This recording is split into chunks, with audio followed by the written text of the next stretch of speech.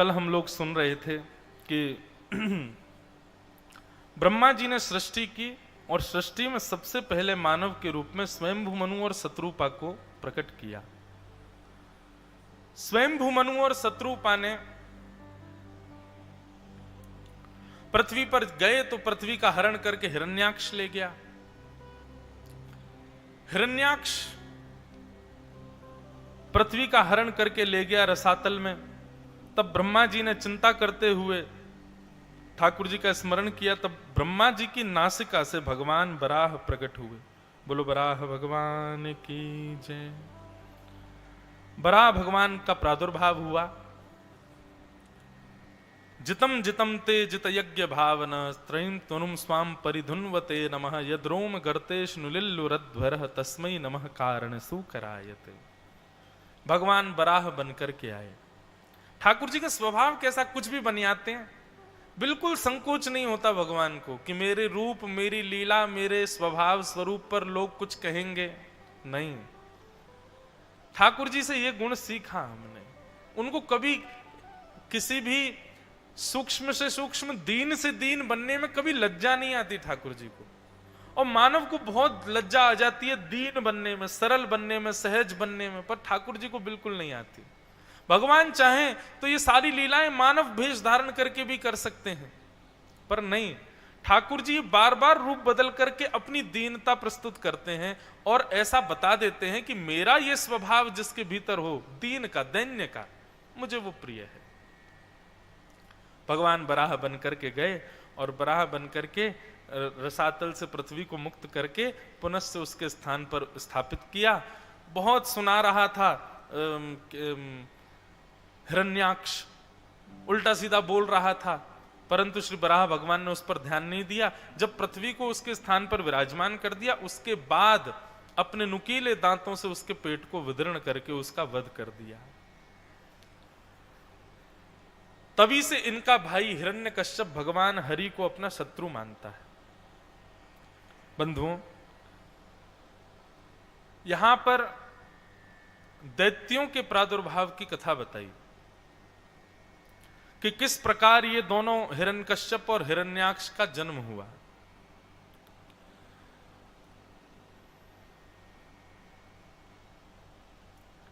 कि चत्वार खिलु कार्याणि संध्या काले विवर्जयेत् आहारम मैथुनम निद्रा स्वाध्यायन्यप चतुर्कथम।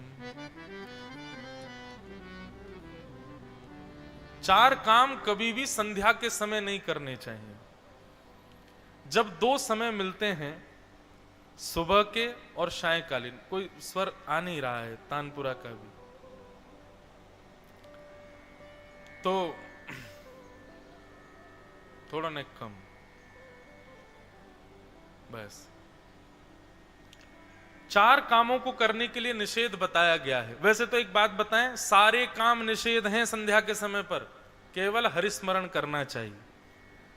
संध्या के समय मतलब सुबह के जब समय मिल रहा हो और शाम को जब दिन डूब रहा हो, रात्रि काल प्रारंभ होने वाला हो, इन दोनों संध्याओं के समय पर ऐसा कहते हैं कि श्री महादेव अपने समस्त गणों के साथ, पार्वती जी के साथ विचरण करते हैं। और उस समय जो ध्यान में बैठा हो, जो कथा श्रवण कर रहा हो, जो जप कर रहा हो, जो इस प्रकार भगवत आराधन में हो, उससे महादेव प्रसन्न हो जाते हैं। लेकिन देखो, महादेव का स्वरूप, स्वभाव ऐसा है कि महादेव तो नेत्र बंद करके रहते हैं, वो किसी से प्रसन्न या अप्रसन्न नहीं होते। पर उनके जो संग में गण चलते हैं ना, वो सब पर दृष्टि डालते हुए चलते हैं। कौन इस समय खा रहा है? चार कामों के लिए शास्त्र निषिद्ध करते हैं। सबसे पहला आहारम, भोजन नहीं करना चाहिए। दो समय जब मिल रहे हों उस समय आहार नहीं करना चाहिए। क्यों? आहार करने से शरीर में कोई गंभीर बीमारी बनने की संभावना प्रकट हो जाती है। कालांतर में आगे चल करके आप कोई ऐसी बीमारी से ग्रसित हो सकते हैं जो मृत्यु तक भी ले जाए। इसलिए आहार के लिए निषिद्ध किया गया। संध्या के समय आहार मत लो। दूसरा, संध्या के समय पर गर्भाधान नहीं होना चाहिए।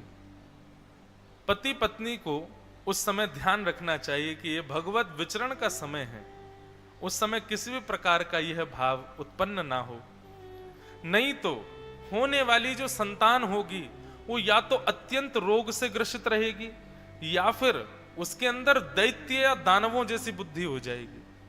वो बड़े होकर के फिर दैत्य दानवों जैसा स्वभाव व्यवहार करने लग जाएगा, आपके वश में नहीं रहेगा। संध्या के समय पर इसलिए ध्यान रखना चाहिए। तीसरा, संध्या काल में जब दो समय मिल रहे हो तब सोना नहीं चाहिए, निद्रा। क्यों? उस समय यदि कोई व्यक्ति सोता है तो उसके घर में दरिद्रता आ जाती है, लक्ष्मी धीरे धीरे निकलने का प्रयास करती है, कहीं ना कहीं आपका धन जो है वो प्रवाहित हो जाएगा, कहीं ना कहीं जाकर के लक्ष्मी निकल ही जाएगी। इसलिए संध्या के समय पर शयन नहीं करना चाहिए, सोना नहीं चाहिए। और अंतिम बताया स्वाध्याय, स्वयं अध्ययन, यह भी संध्या काल में नहीं करना चाहिए, नहीं तो पढ़े हुए विषय की विस्मृति हो जाती है, पढ़ा हुआ विषय जो है वो विस्मृत हो जाता है। अब यहां पर एक बात मन में आती है कि स्वाध्याय में स्वयं अध्ययनम, स्वयं पढ़ना, उसको स्वाध्याय कहते हैं, पर गुरुजनों के द्वारा बताए गए विषय का मनन करना उसके लिए छूट है।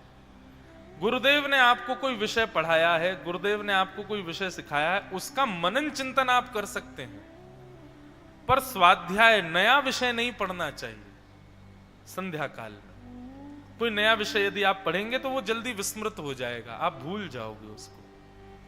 तो इन चार कामों के लिए शास्त्र निषिद्ध करते हैं संध्या काल में, पर ये चार काम ही नहीं, कोई भी नहीं काम करना चाहिए। संध्या के समय पर केवल हरि स्मरण करना चाहिए, हरि भजन करना चाहिए, नहीं तो शिव गण आपको देख लेंगे किसी कार्य को करते हुए तो निश्चित है कि आपके ऊपर उस समय कोई ना कोई फिर वो क्रोध करके कुछ ना कुछ कर सकते हैं, इसलिए नहीं करना चाहिए। आप मन में सोचो कि चलो कुछ नहीं करना, खाली पीली बैठे फोन तो चला ही सकते हैं, नहीं, वो भी नहीं करना है। इन चार कामों को करने का जो पाप लगता है वो सारा पाप लग जाएगा संध्या काल में केवल फोन चलाने से। बंधुओं, एक और बात, जो लोग कथा में फोन प्रयोग करते हैं, फोन इस्तेमाल करते हैं, वो लोग भी सावधान रहा करो। जिनको कार्यकर्ता गण हैं, जिनको कार्य में लगा, व्यवस्था में लगे, उनके लिए छूट है, पर कई लोग ऐसे वेले बैठे रहते हैं कथा में, उन्होंने इतनी कथा सुन ली है कि उनको अब ये रहता है कि अब क्या करना है सुन के, तो फिर फोन नीचे खोल करके वो लगे रहते। नहीं, आप निश्चित मानिए ये कथा रूपी श्रीमद् भागवत साक्षात श्री कृष्ण है, इनके सन्मुख बैठ करके जब आप इस कर्ण पिशाचिनी का प्रयोग करते हैं तो ठाकुर जी ना जाने कितने आपके संचित पाप पुनः उदित हो जाते होंगे। इसलिए भैया ये मत किया करो।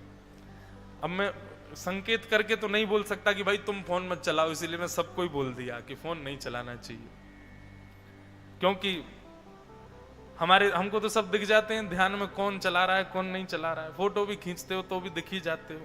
उस समय लगता है कि कथा को कम से कम न्याय दीजिए, उनके सामने बैठे हैं तो उनके सन्मुख इस प्रकार मत करो। तो संध्या काल में ये कार्य करने से ये हानि होती है, पर ये कार्य नहीं, मैं तो कह रहा हूं कुछ नहीं करो, केवल हरि स्मरण करो। एक जगह मैंने कहीं बोल दिया कि सुबह 4 साढ़े 4 बजे के बाद उठ जाना चाहिए, रात्रि 10 बजे के बाद सो जाना चाहिए। इस प्रकार यदि कोई व्यक्ति अपनी जीवनचर्या जीने लग जाए तो वो मेधावी बुद्धि वाला हो जाएगा। तो लोग बाग आज के कैसे लोग हो गए हैं, मुझसे क्या पूछ रहे हैं, बोले महाराज जी आप कह तो रहे हो 4:30 बजे उठ जाओ, पर 4:30 से लेकर 8:30 तक करें क्या? इतनी देर हम करेंगे क्या? वाह। बोले हम लोग 8:30 बजे उठते हैं और 8:30 बजे उठ के स्नान ध्यान करके 9:30 बजे तक तैयार होकर बाल भोग पा लेते हैं, 1 घंटे में सब कर लेते हैं। अब आप कह रहे हो 4:30 बजे उठ जाओ, उसके बाद 8:30 बजे तक करें क्या? इसके लिए भी विचार करना पड़ रहा है, तो कितने बड़े दुर्भाग्य की बात है। वाह, जल्दी उठ के करें क्या? कई लोग तो रात में जल्दी सोते नहीं, इसलिए क्यों, बोले सुबह जल्दी आंख खुल जाएगी, फिर क्या करेंगे, ऐसे समय पे सोएं कि सुबह आराम से आंख खुले। कैसी दिनचर्या, ये राक्षस स्थिति तो हो गई है हम लोगों की। पर महाराज जी पता नहीं क्या है आपके दत्त धाम में, तो यहाँ 1 बजे कई बार तो आंख लगे, 12:30 1 बजे, फिर 3 साढ़े 3 अपने आप खुल जाती है। यहाँ नींद ही नहीं आती। आज तो मेरा जप जल्दी हो गया, सुबह जल्दी उठ के सब कर दिया तो जप हो गया। मैंने सोचा आज मैं बढ़िया थोड़ा विश्राम कर लेता हूँ, और मैंने सोचा थोड़ी देर है, थोड़ी देर विश्राम करूंगा फिर अध्ययन करूंगा। 2-3 घंटे सोने के बाद भी नींद नहीं आती, दोपहर में ही नींद नहीं, सुबह सुबह नींद ही नहीं आ रही है। खूब प्रयास कर लिया कि सो जाऊं, पर यह भी है महाराज जी कि प्रयास करने पर भी सांसारिक भाव आपके अंदर नहीं आवे। आप चाह रहे हो कि मुझे भूख लगे लेकिन लगी नहीं रही, आप चाह रहे हो कि मैं सो जाऊं लेकिन नींद नहीं आ रही, आप चाह रहे हो कि मैं फोन चलाऊं लेकिन इच्छा नहीं हो रही, आप चाह रहे हो कि मैं कुछ ऐसा करूं जो संसारी हो, पर वो हो ना पा रहा हो, तो निश्चित है कि उस स्थान में साक्षात देव विराजमान है। और सुनिए, आप चाह करके जो चाहा वो कर लेते हो, तो इसका मतलब देव तो वहां है लेकिन तुम राक्षस हो, क्योंकि तुमने जो सोचा वो तुम कर पा रहे हो। कई ऐसे महानुभाव हैं, वो सोच के सो भी जाते हैं, उनको नींद आ भी जा रही है, उनको भूख लग भी जा रही है, वो जो चाह रहे हैं वो कर भी पा रहे हैं। इसका मतलब है कि मनस्थ में अभी वह भाव विद्यमान नहीं हुआ है। तो संध्या काल में कुछ नहीं करना चाहिए, केवल हरिस्मरण करना चाहिए। यहां यही हुआ, कश्यप ऋषि यज्ञ कर रहे थे और तभी उनकी पत्नी दिति, उस दिति के अंदर ऐसी ईर्ष्या भावना हुई कि अदिति के तो देवता पुत्र हो गए सारे, स्वर्ग मिल गया उनको, मेरे संतान कौन है। और संध्या काल में कश्यप ऋषि के समीप जाकर के उसने भाव प्रकट किया। कश्यप ऋषि के अनेक मना करने पर भी वो नहीं मानी और गर्भाधान हुआ। गर्भाधान के पश्चात कश्यप ऋषि ने बहुत डांटा, समझाया, बोले देवी ये उचित नहीं है, तुमने बहुत बड़ा निरादर किया है। संध्या काल में महादेव विचरण करते हैं और उस समय पर यह की गई क्रिया, इसका दुष्परिणाम भोगना पड़ेगा। तुम्हारे गर्भ से ऐसे बालक उत्पन्न होंगे जो सृष्टि को नाश करने वाले होंगे, सृष्टि का नाश करने वाले होंगे। दिति को अपने ऊपर बहुत ग्लानि हुई, चरणों में बैठ करके क्षमा मांगने लगी, मुझे बहुत ग्लानि हो रही है, मैं क्यों ऐसे अपने भाव को अपने वश में ना कर पाई। भगवान, ऐसे दैत्य बालकों को जन्म दूंगी, मुझे इस बात का बहुत क्षोभ है। मैंने महादेव का बहुत बड़ा अपराध किया है, मैं महादेव से क्षमा मांगती हूं। मैंने यज्ञ नारायण भगवान का अपमान किया, मैं उनसे क्षमा मांगती हूं। मैंने आपका अपमान किया, मैं आपसे क्षमा मांगती हूं। कश्यप ऋषि ने कहा, देखो ये बहुत सुंदर बात है, यहां पर जब अपनी गलती को उन्होंने स्वीकार किया और स्वीकार करके जैसा उचित दंड मिल सके उसके लिए प्रार्थना की कि मुझे दंड दीजिए, तो मैं इस बात को कथाओं में कहा करता हूं कि अपनी गलती को स्वीकार कर लेना और स्वीकार करके दंड को स्वीकार करने की इच्छा रखना, ये दो स्थिति जब मानव के चित्त में आ जाती हैं तो आधी गलती का दंड तो उसको नष्ट ही हो जाता है। अपने अवगुणों को स्वीकार करना यह मानव का सबसे बड़ा सद्गुण है, लेकिन अवगुण होते हुए भी उसको अस्वीकार करना, उसको कभी ना मानना, यह सबसे बड़ा दुर्गुण है मानव का। इसलिए कुछ गलती हो जाए, कुछ अवगुण चित्त में आ जाए, तुरंत उसको स्वीकार करो सहर्ष कि हां मैंने ऐसा किया है। दिति ने चरणों में प्रणाम करते हुए कहा, मुझसे बहुत बड़ा अपराध हो गया, मैं दंड की अधिकारिणी हूं, महादेव नारायण और आप मिलकर के जो मुझे दंड देंगे वो मुझे स्वीकार है। कश्यप ऋषि कहते हैं, देवी तुमने अपनी गलती स्वीकार कर ली, इससे मैं बड़ा प्रसन्न हूं, और निश्चित ही महादेव भी प्रसन्न हैं और नारायण भी प्रसन्न हैं। इसलिए हम वरदान देते हैं, क्या तुम्हारे गर्भ से जो हमारे 2 पुत्र होंगे वो होंगे तो राक्षस, पर तुमने अपनी गलती स्वीकार की, इसलिए उन राक्षसों को यह वर प्राप्त होगा कि वो भगवान श्री हरि के हाथों मारे जाएंगे, श्री हरि के द्वारा उनका निधन होगा। तभी एक संकेतिक रूप में भगवान ने अपनी प्रसन्नता व्यक्त कर दी ठाकुर जी ने प्रसन्नता व्यक्त की तो कश्यप ऋषि ने यह भी बताया, बोले कि देवी ठाकुर जी की प्रसन्नता से एक संकेत और मिला है मुझे। बोले क्या? बोले तुम इतनी ज्यादा व्याकुल हो रही हो, अपनी गलती स्वीकार कर रही हो। अब देखो पुत्र तो तुम्हारे राक्षस होंगे, लेकिन तुम्हारा जो पौत्र होगा, मतलब पुत्र का जो बेटा होगा, उसके 4 पुत्र होंगे, उन 4 में से एक पुत्र जो होगा वो ऐसा भगवत भक्त होगा, ऐसा भगवत भक्त होगा कि ठाकुर जी उसके लिए अवतरित होंगे, और अवतरित होकर के ठाकुर जी और उसके प्रेम की गाथा जब तक सूर्य चंद्रमा विद्यमान है तब तक पृथ्वी पर गाई जाती रहेगी। कौन है? प्रहलाद जी महाराज। दिति के पुत्र हुए हिरण्यकश्यप, और हिरण्यकश्यप के पुत्र हुए श्री प्रहलाद जी। तो यह पूर्व निश्चित था। यहां पर कश्यप ऋषि ने उनको आशीष प्रदान किया। तब दिति ने सुनकर के बड़ी प्रसन्न हो गई। बोले चलिए मैं इस बात को स्वीकार करती हूं कि मेरे पुत्र कम से कम भगवान के हाथों मरेंगे, इसको मुझे बड़ी प्रसन्नता है। तब यहां पर एक बड़ी अच्छी बात दिति ने कही है, मुझे अच्छी लगी, तो मैंने उसको चिन्हित किया कि न ब्रह्मदंड दग्धस्य न भूत भयदस्य च नारकाश्चानुगृह्यन्ति याम याम योनिमसौ गतः। बहुत अच्छी बात है, सीखने और समझने योग्य, जानने योग्य बात।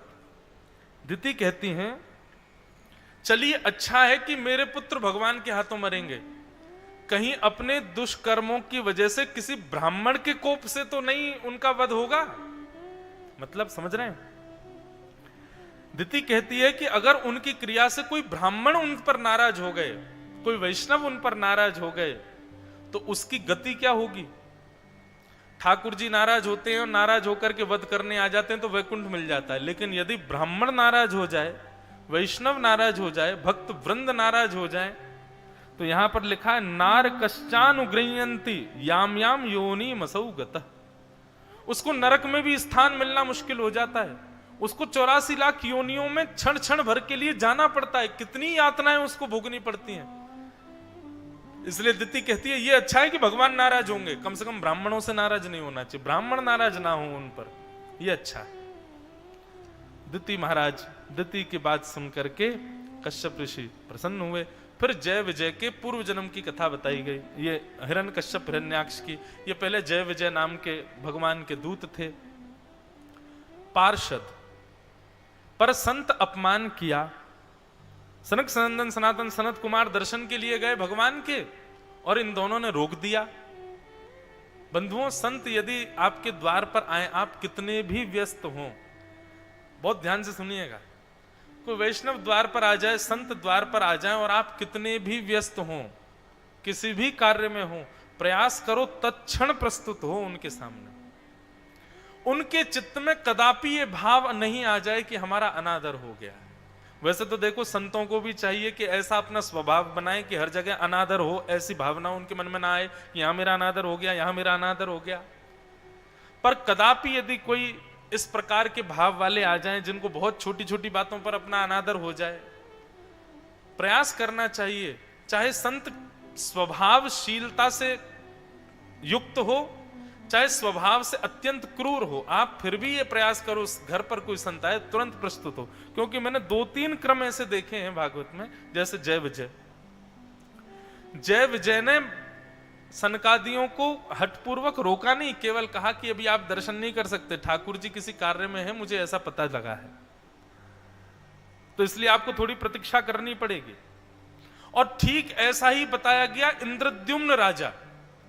इंद्रद्युम्न राजा अपने ठाकुर जी की सेवा कर रहा था, तभी एक संत आ गए, तो संत को देख करके भी इंद्रद्युम्न राजा ने अपने ठाकुर जी की सेवा नहीं छोड़ी, बोले बैठे रहेंगे अपने आप ही में सेवा में। मतलब ये तो होता है कि दूर से प्रणाम कर देते या उनसे कहते 2 मिनट में आ रहा हूं महाराज जी, आप विराजो।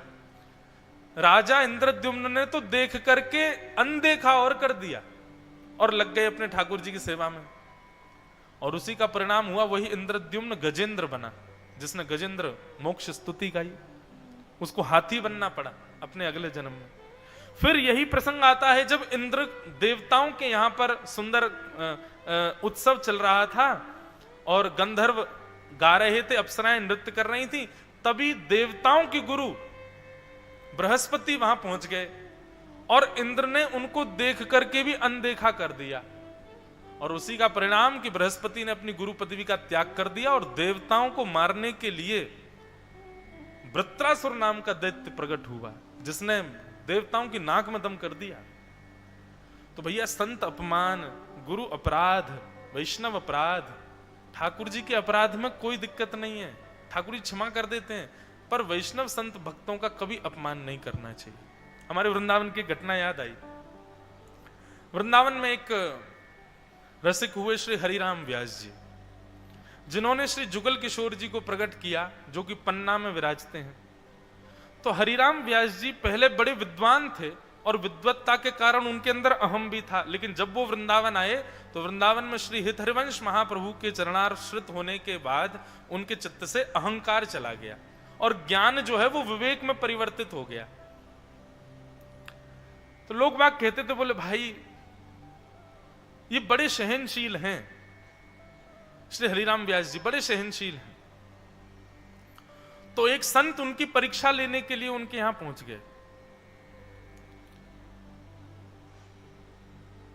जैसे ही संत का आगमन हुआ, संत ने आते ही बिल्कुल भौएं चढ़ा रखी थी उन्होंने और खटपट अपनी खड़ाऊं बजाते हुए सीधे हरिराम व्यास जी के जो स्थान था वहां प्रवेश कर गए और जाके सीधे आसन लगा करके बैठ गए और बोले, जल्दी लाओ, हमको भोग पवाओ, प्रसाद पवाओ, भूख लगी है हमको। हरिराम व्यास जी, क्षण भर भी यदि विलंब किया आपने तो देख लेना मैं शाप दे जाऊंगा।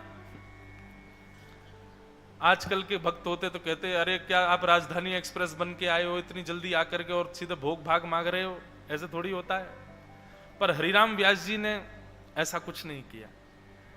उन्होंने निवेदन किया, बोले बड़े हमारे भाग्य कि हमारे घर संत पधारे, पर प्रभु श्री जुगल किशोर जी की राजभोग की थाली अभी मंदिर में भीतर जा रही है, तैयार हो गई है थाली, बस सेवक जन लेकर के जा रहे हैं। ठाकुर जी का भोग लगेगा, उसका थोड़ा अवधि है, 20 मिनट 45 मिनट तक थोड़ा भोग लगेगा, उसके बाद सबसे पहली प्रसादी आप ही पाइएगा। संत तो और नाराज हो गए, बोले कि मैं यहां पर भूख प्यास से व्याकुल तुम्हारे यहां आया हूं और तुम मुझे और प्रतीक्षा करने को कह रहे हो। तुम मुझसे कह रहे हो कि मैं भगवान के भोग तक प्रतीक्षा करूं। अब हरिराम व्यास जी चाहते तो यहां तर्क वितर्क कर देते, बोले कैसे साधु हो, भगवान के भोग से पहले खाना चाहते हो, पर नहीं। उन्होंने तुरंत अपने सेवकों को आज्ञा करी, सुनो, जुगल किशोर जी के लिए दोबारा रसोई बाद में बन जाएगी, अभी जुगल किशोर जी की जो थाली है ठाकुर जी से पहले संत के सामने पधरा।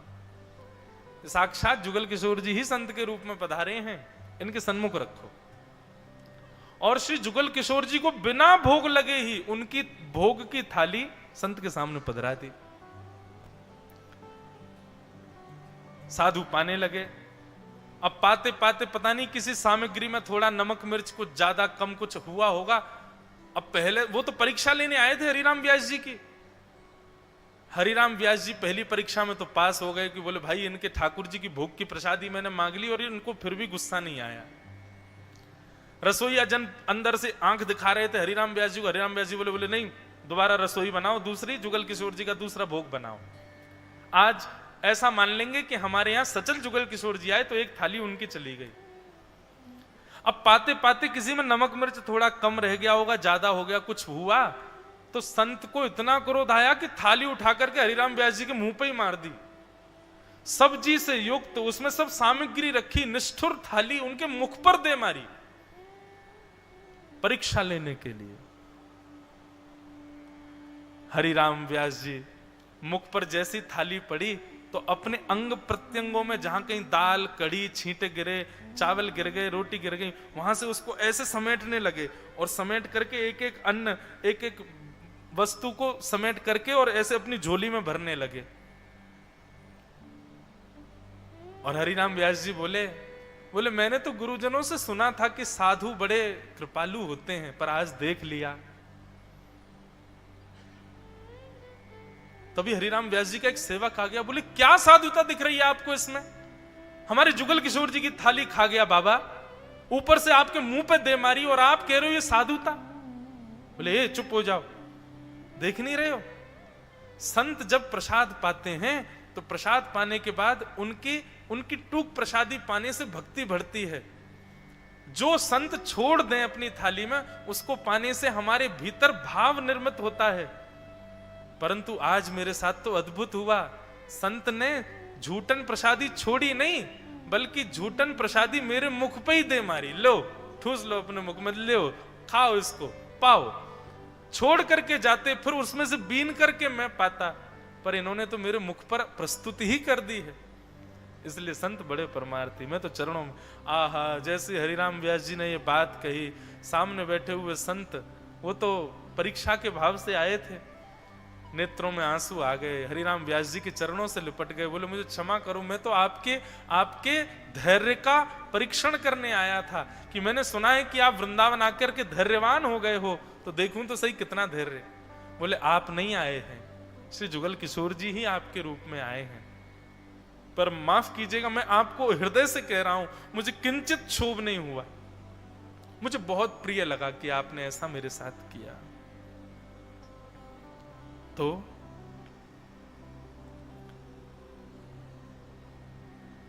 संत महापुरुष साधु ये कभी भी आमे बंधुओं, इनका कभी निरादर ना हो, ये भाव रखो।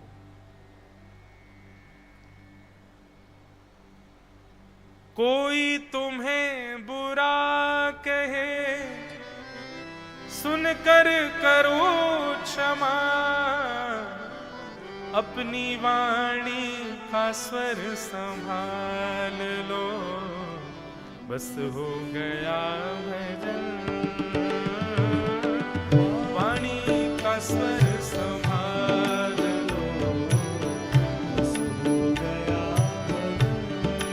ओ मन की तरंग मार लो, बस हो गया भजन। बहुत प्यारा भाव है, करताल बजा के गाओ।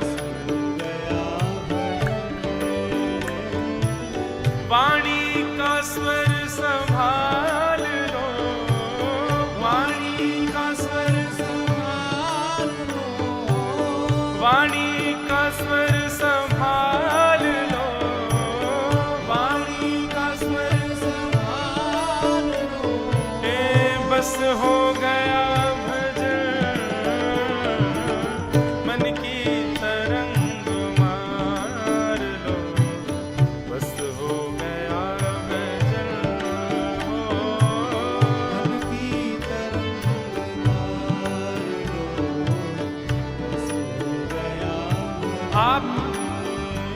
तिलक लगाते हैं कि नहीं, उससे नहीं पता चलता कि आप वैष्णव हैं। आप गंगा स्नान करते हैं कि नहीं, उससे नहीं पता चलता कि आप वैष्णव हैं। आप इतने हजार मालाएं रोज जपते हैं कि नहीं, इससे नहीं पता चलता कि आप वैष्णव हो। आप धोती पहनते हो कि नहीं, इससे नहीं पता चलता कि आप वैष्णव हो।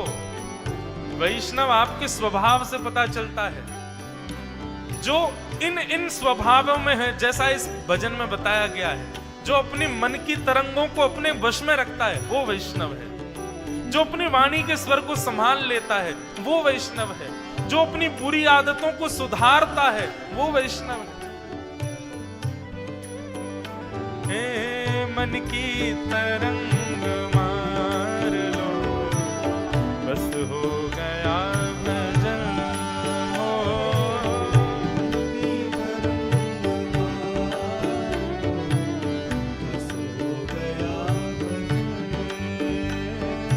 कोई तुम्हें बुरा कहे, सुनकर करो क्षमा,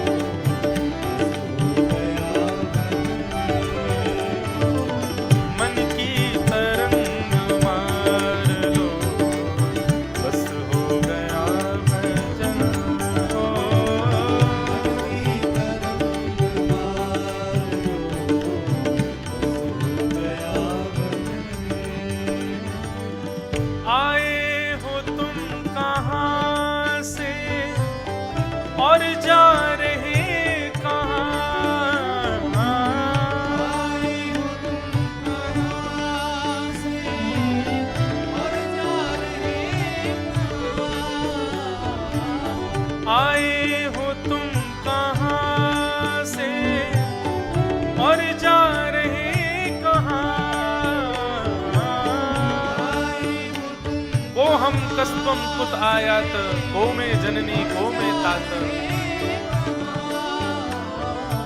मैं कहां से आया हूं और संसार में क्यों आया हूं और मुझे जाना कहां है। ये तीन बातें बंधुओं रोज सोचा करो। ये केवल सुनने तक सीमित मत रखिएगा, ये सच में विचार करनी चाहिए। मेरा जन्म क्यों हुआ है, मैं किस कार्य के लिए भूमि पर आया हूं और मेरी गति कहां तक है, मुझे कहां जाना है, ये निश्चय कर लो। जो इन विचारों में रहता है वही वैष्णव है। मन से सही विचार लो, मन से सही विचार, मन से सही विचार लो, मन से सही विचार। गाओ बस हो गया भजन, हो मन से सही विचार, हो गया भजन। हे मन की तरंग मार लो, बस हो गया भजन। ओ मन की तरंग मार लो, बस हो गया भजन। जय जय राधा रमण प्यारो राधा रमण, जय जय राधा रमण प्यारो राधा रमण, जय जय राधा रमण प्यारो राधा रमण, जय जय राधा रमण प्यारो राधा रमण, जय जय राधा रमण प्यारो, जय जय राधा रमण प्यारो राधा रमण, जय जय राधा रमण प्यारो। हे मन की तरंग मार लो, बस हो गया भजन।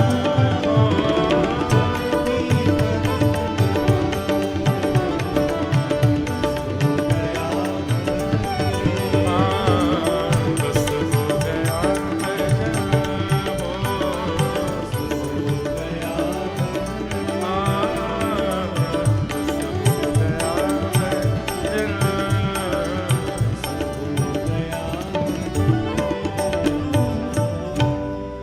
अपनी मन की इच्छाओं पर काबू करने वाला व्यक्ति वैष्णव कहलाता है।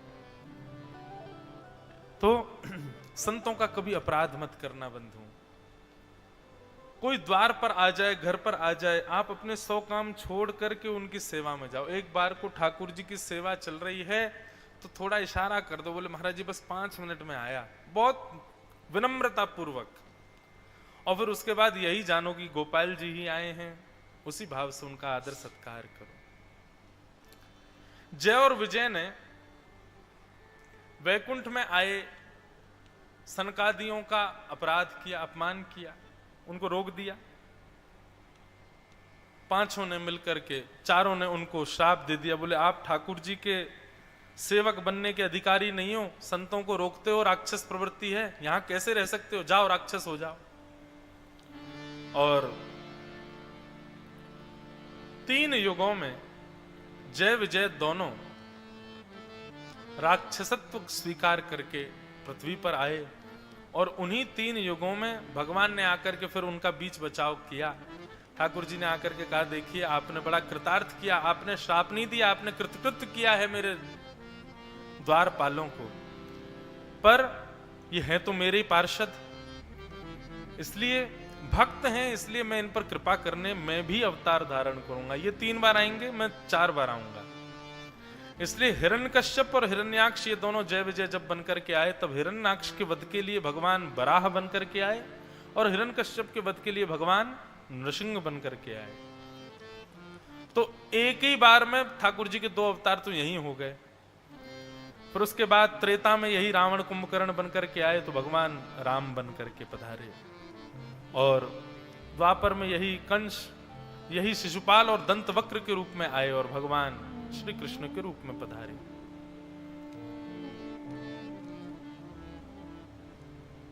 कलयुग में क्यों नहीं भेजा इन दोनों को, जय विजय को? जब 3 युग में भेजा था तो कलयुग में क्यों नहीं भेजा? क्योंकि बंधुओं कलयुग में हर प्राणी राक्षस है। यहां हर प्राणी के भीतर राक्षसत्व विद्यमान है। और एक बात आपसे, एक बात निवेदन पूर्वक कहूं, हम कितना भी भजन करते हैं, हम कितना भी सत्संग करते हैं, ऐसा हो ही नहीं सकता कि किसी भी दिन 24 घंटे में एक बार भी आपके चित्त में राक्षसत्व ना आता हो। एक क्षण के लिए ही सही वो आपका स्पर्श तो करता है, एक क्षण के लिए ही सही आपके मनोवृत्ति और भाव में राक्षसत्व उज्जवल होता है।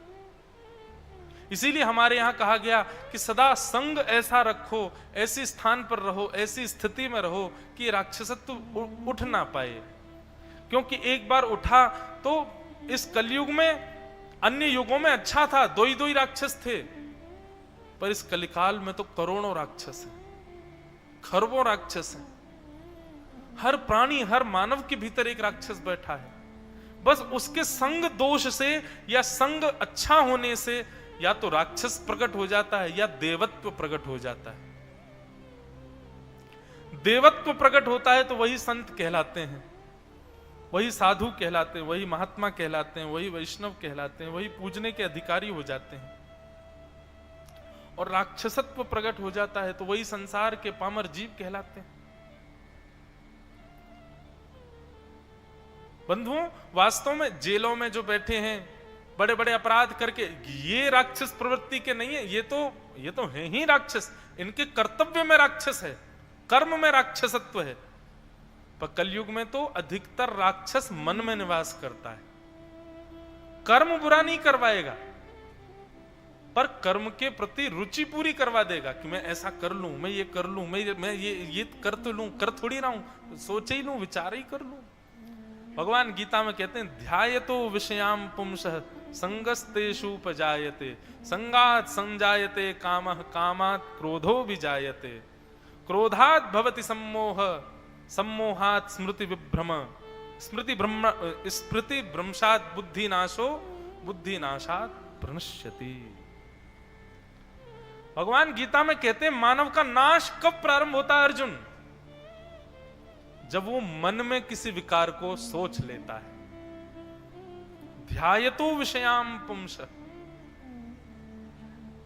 अर्जुन, उसने गलत जब किया तब उसको पाप लगा, ऐसा नहीं।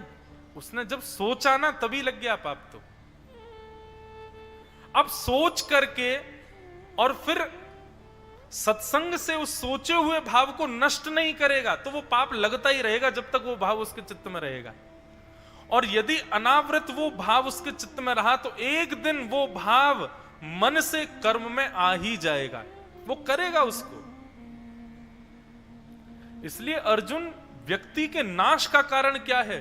विषय का चिंतन करना। इसलिए ऐसी स्थिति में रहो, ऐसे स्वभाव में रहो, ऐसे वातावरण में रहो जहां पर आपको सोचने का मौका ही ना मिले कोई विषय।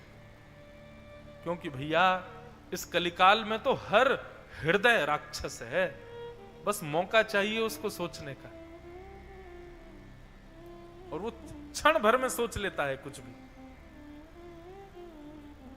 इसलिए कलिकाल में राक्षस नहीं, कलिकाल में तो मानव के हृदय में ही राक्षस है। तो इन दोनों को राक्षस बना करके भेजा।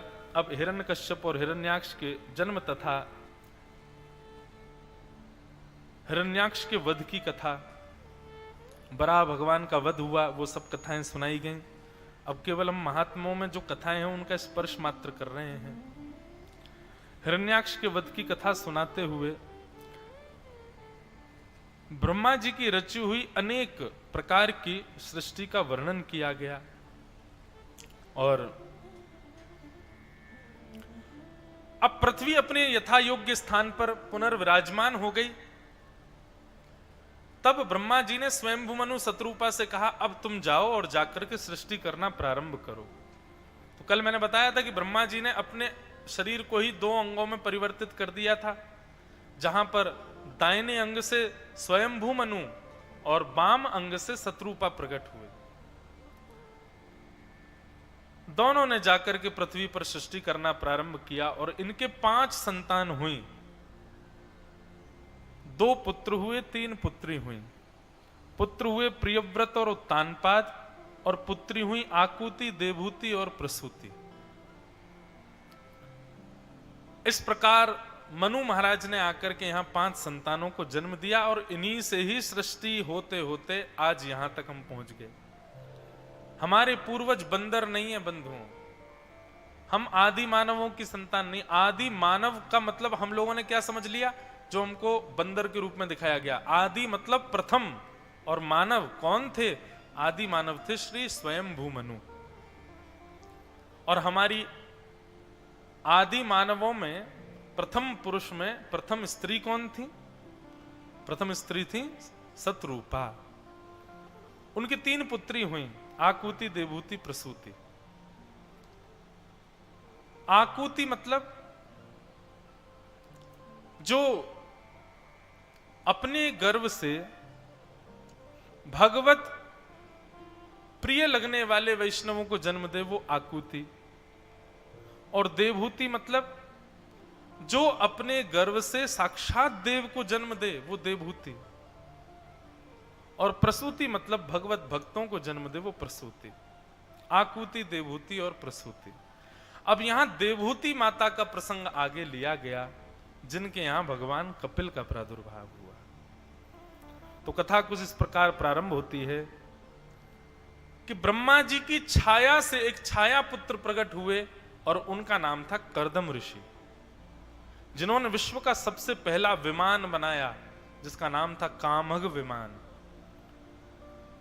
तो कर्दम ऋषि ब्रह्मा जी की छाया से प्रकट हुए, और इन्होंने पृथ्वी पर आकर के असंख्य वर्षों तक तपस्या की।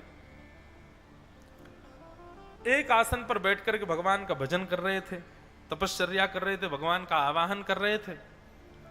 भगवान प्रकट हो गए, और प्रकट होकर के भगवान ने कहा, वरम ब्रूयात, वरदान मांगो, क्या चाहिए?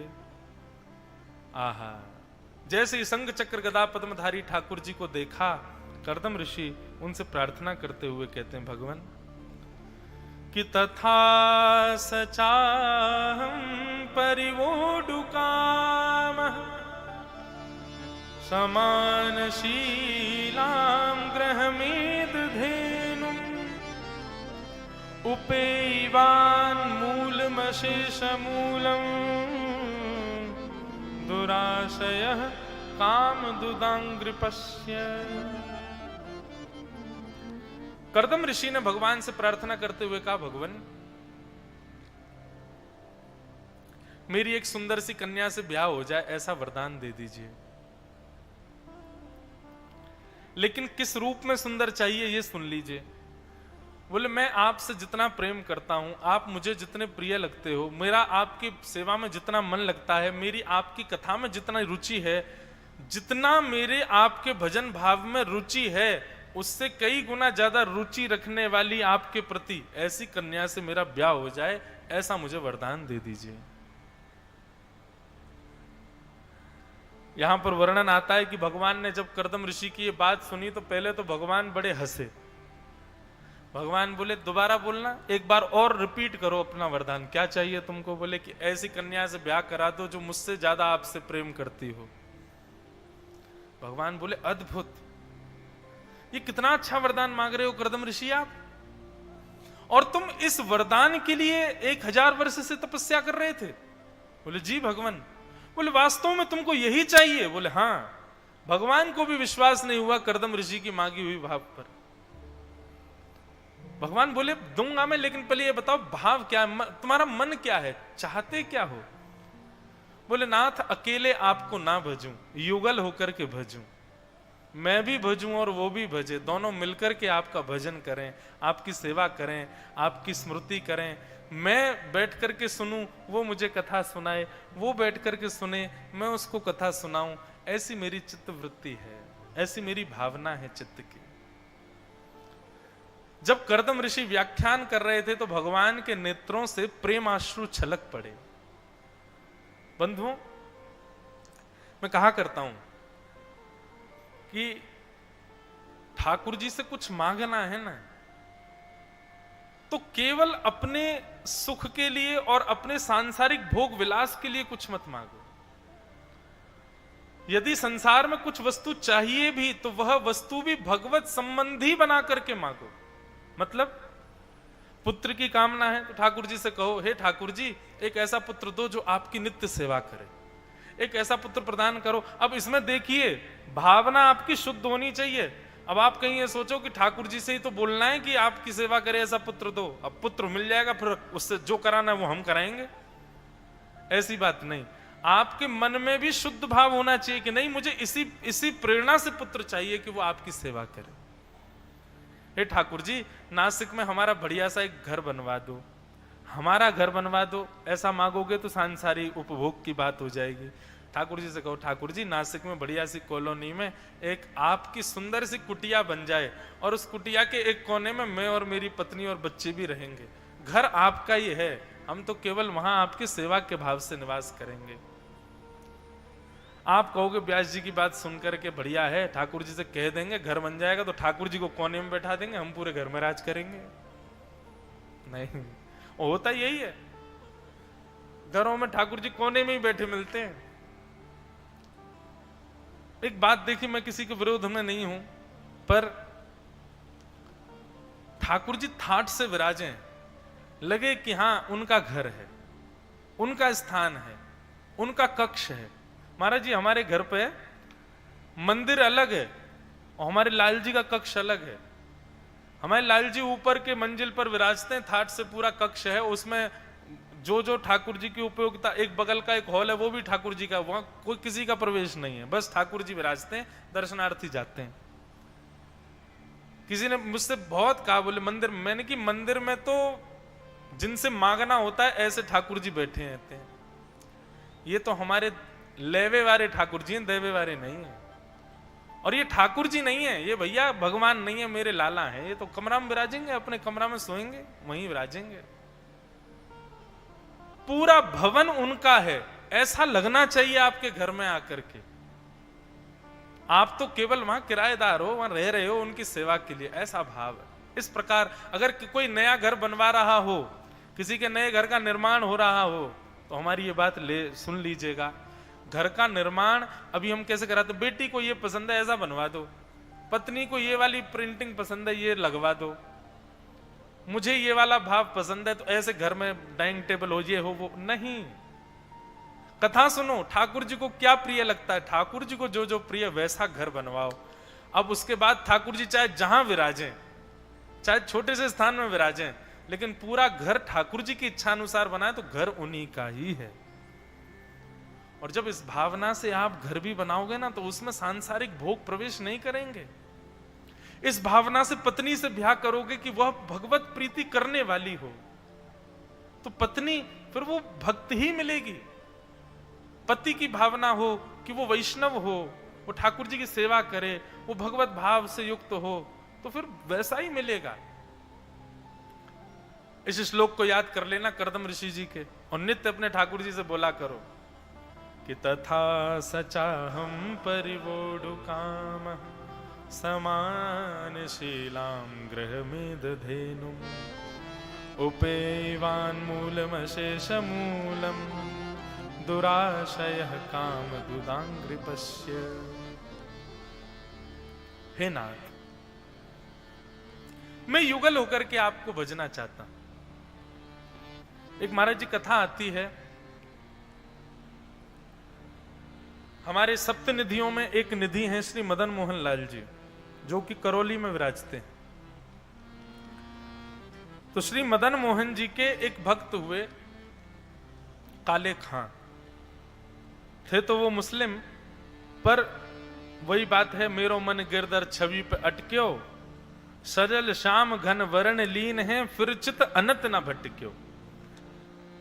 आपका मन ठाकुर जी में यदि लगा है तो ठाकुर जी से परे जाने पर अन्य भावों में आपकी चित्तवृत्ति जा सकती है, पर ठाकुर जी का मन यदि आप में लग गया तो उनके अलावा किसी में मन लगेगा ही नहीं आपका।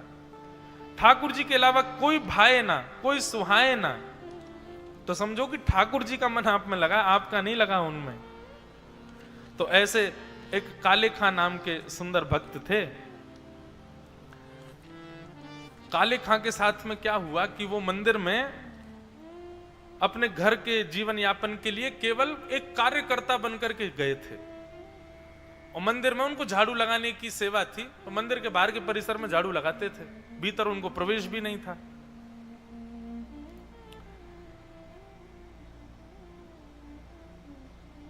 लेकिन वही बात है ना कि भाव को भाव अनख आलस हूं, नाम जपत मंगल दिश दश हूं। कोई किसी भी भाव से मेरे पास आ जाए, अगर मुझे उसका भाव प्रिय लग गया तो मैं तो स्वीकार कर लेता हूं। काले खां तो केवल वेतन लेने के लिए झाड़ू पोंछा करने जाते थे मंदिर के बाहर के परिसर में। उनको कोई मतलब नहीं था मदन मोहन जी की आरती भोग ये सब क्या है, क्या हम उस धर्म के ही नहीं है तो हम क्यों भजें। लेकिन एक दिन झाड़ू लगाते लगाते लगाते जैसे मुख्य द्वार के सामने से झाड़ू लगा के जा रहे थे, देखते भी नहीं थे वो भीतर। बोले क्या करना है देख के, हमारे खुदा हैं, हम इनके भगवान को क्यों देखें। गलती से उनकी दृष्टि भीतर पड़ गई और उस समय गर्भगृह के कपाट खुले हुए थे। त्रिभंग लली श्याम सुंदर का जैसे दर्शन किया काले खां ने, आहा,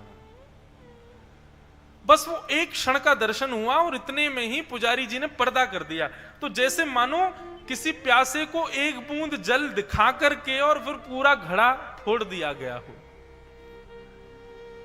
काले खां अपना हृदय पकड़ करके बैठ गए, बोले कि ये मैंने, मुझे हुआ क्या, ये मेरी इच्छा क्यों हो रही है कि मैं भीतर दौड़ के जाऊं, पर्दा हटा के फिर उसको देख लूं। अरे भाई, जहन्नुम में जाना पड़ेगा, अपने खुदा को छोड़ करके किसी और के खुदा को देख रहा है। बार बार कान पकड़ने लगे, बार बार अपने चित्त को पकड़ करके और शांत होने लगे।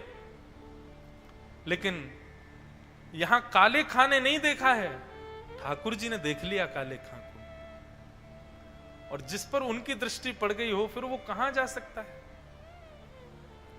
अब तो काले खां की स्थिति ये हो गई कि दिन रात रैन उसके चित्त में केवल वो मोहिनी मूरत, सांवली सूरत, कैसे पैर करके खड़े, कभी कभी तो स्वयं अपने पैरों को त्रिभंगी बनाने का प्रयास करता। बोले ऐसे खड़ा था, ऐसे उसके हाथ थे, ऐसे सिर झुका रखा था, ऐसे खड़े होके सुंदर कौन लगता है, वो मुझे सुंदर क्यों लगा। अब तो दूसरे दिन वो वेतन के लिए और झाड़ू लगाने की भावना से नहीं, अब तो मौका ढूंढने के लिए मंदिर गए थे कि मुझे वो दिख जाए, फिर से दिख जाए। दर्शनार्थी खड़े होते, नीचे दहली पे से ऐसे उछक करके काले खां दूर से ही देख लेते और नीचे से ही मदन मोहन जी की छवि दिख जाती। पीछे जाकर के खूब रुदन करते, स्वयं से पूछते मुझे हो क्या रहा है, मैं क्यों आसक्त हो रहा हूं इनमें, ये मुझे अच्छे क्यों लग रहे हैं। लेकिन बंधुओं, जब विरह में व्यक्ति व्याकुल होता है ना, तो विरह व्याकुल व्यक्ति को यह नहीं लगता कि मुझे कोई समझाए। विरह व्याकुल व्यक्ति को लगता है कि बस सब चले जाओ, मुझे विरह में रहने दो, मुझे नहीं समझना कुछ। सांसारिक विरह होता है तो उस व्यक्ति को चाहिए कि मुझे कोई संभाले, पर कृष्ण विरह में व्याकुल व्यक्ति को लगता है कि मुझे एकांत छोड़ दो, मुझे रोने दो, मुझे कोई संभालो मत। काले खां की स्थिति दिन ब दिन ठाकुर जी के दर्शन करके ऐसी होने लगी और वे प्रत्येक दिन भगवान के और समीप पहुंचने लगे।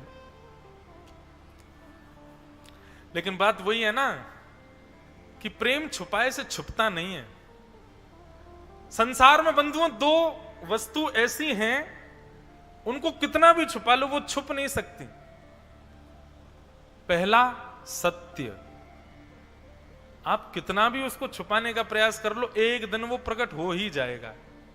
और दूसरा प्रेम, ये दो कभी छुप नहीं सकते।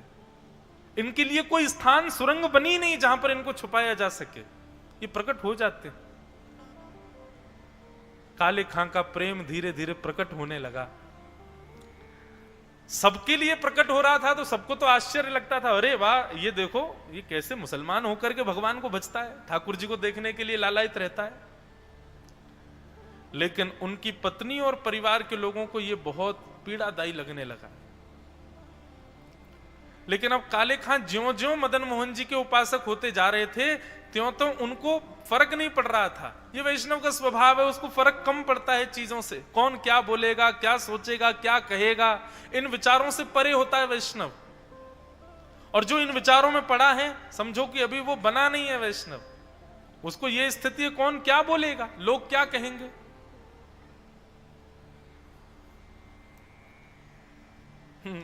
है तो पिक्चर का गीत, लेकिन एक वैष्णव के स्वरूप पर फिट बैठता है। कुछ तो लोग कहेंगे, लोगों का काम है कहना, छोड़ो बेकार की बातों को, बीत ना जाए रहना। लोग तो कहते रहेंगे, पर काले खां पर उसका कोई असर नहीं हुआ। काले खां जाता था, जाकर के केवल दहली से ठाकुर जी को देख लेता था और बस इतने में ही वो संतुष्ट था। प्रेमी का एक और स्वभाव, वो ज्यादा समीप भी नहीं आना चाहता, वो मध्यस्थी ही रहता है। लेकिन काले खां के यहां एक विडंबना थी कि काले खां को कोई भी संतान नहीं थी, तो इसकी वजह से उसके परिवार के सब लोग ताने देते थे कि अपने खुदा को भजे तो खुदा रहम करके तेरे को कुछ देगा, अब तू दूसरों के खुदा को भजता है, तो वो हमारा है ही नहीं तो हमको संतान देगा क्यों।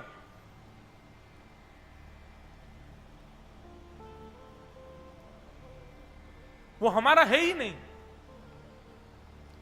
काले खां को ये बात चुभ गई, उनको ये नहीं चुभ रहा था कि मुझे संतान नहीं है, पर सबकी ये बात चुभती थी कि वो हमारे नहीं है, हम पराये हैं, हम दूसरे हैं, हमारे ठाकुर दूसरे हैं, वो हमारे हो नहीं सकते कभी। उनको ये बात ज्यादा पीड़ा देने लगी। काले खां मदन मोहन जी के सामने हमेशा केवल दर्शन की अभिलाषा से जाते थे, पर आज पहली बार मांगने गए। मैं इसी विषय को कहना चाह रहा था कि भगवान से कुछ मांगो तो इस भावना से मांगो। काले खां गए और मदन मोहन जी से जाकर के प्रार्थना करने लगे, हे लाल जी, पता नहीं मेरे अंदर आपसे क्यों प्रेम हो, मुझे तो प्रेम है ही नहीं आपसे, आपको है मुझसे, पर यदि आप वास्तव में मुझसे प्रेम करते हो और मुझे नित्य अपना दर्शन देना चाहते हो, तो भगवान इस संसार के प्रपंच से मुक्त करने के लिए एक संतान मुझको दे दीजिए। मैं फिर कह रहा हूं, ये संतान मुझे वंश वृद्धि के लिए या मेरा आगे चल करके बड़े सब संसार परिवार, इसके लिए मुझे संतान नहीं चाहिए। मुझे संतान इसलिए चाहिए ताकि मैं अपने परिवार के लोगों का मुख बंद कर सकूं कि आप मेरे हो और आपने मुझे संतान दी है। मैं पराया नहीं हूं आपके लिए, मैं आपका ही हूं, आप मुझे दे सकते हो, इसलिए प्रभु मुझे संतान दे दो। इतने निष्काम भाव से और इतने प्रेम भाव से काले खां ने मांगा कि अगले दिन ही उनकी पत्नी को खबर आई कि वो अब गर्भाधान हो चुका है। और काले खां के जितने भी रिश्तेदार, परिवार के नातेदार आदि आदि सब थे, सबका मुंह बंद हो गया। काले खां सबको कहते, आप कहो, तुम तो कहते थे कि वो तो कुछ देगा नहीं, वो तो किसी और का ठाकुर है, वो तो हिंदुओं का ठाकुर है, वो तो मुझे देगा नहीं, देखो उसी ने ही दिया है। काले खां बड़े प्रसन्न, बोले कि अब कोई बोलने वाला नहीं है, हे मदन मोहन लाल जी, बस इतना ही मांगना था, अब कुछ मत देना। अब ये बालक जन्म ले ले, कुछ करे नहीं करे, मुझे कोई मतलब नहीं है, मैं तो बस अब मैं इस बात से प्रसन्न हूं कि आपके पास आने में कोई रोक टोक नहीं है मेरे लिए। बालक का जन्म हो गया और धीरे धीरे वह बालक 8 वर्ष का हो गया। सब कुछ ठीक चल रहा था इतने वर्षों से। मदन मोहन जी तो अब अनन्य रसिकों की गिनती में आने लगे, लेकिन मंदिर में अभी भी प्रवेश नहीं करते, बाहर ही से ही दर्शन करते हैं।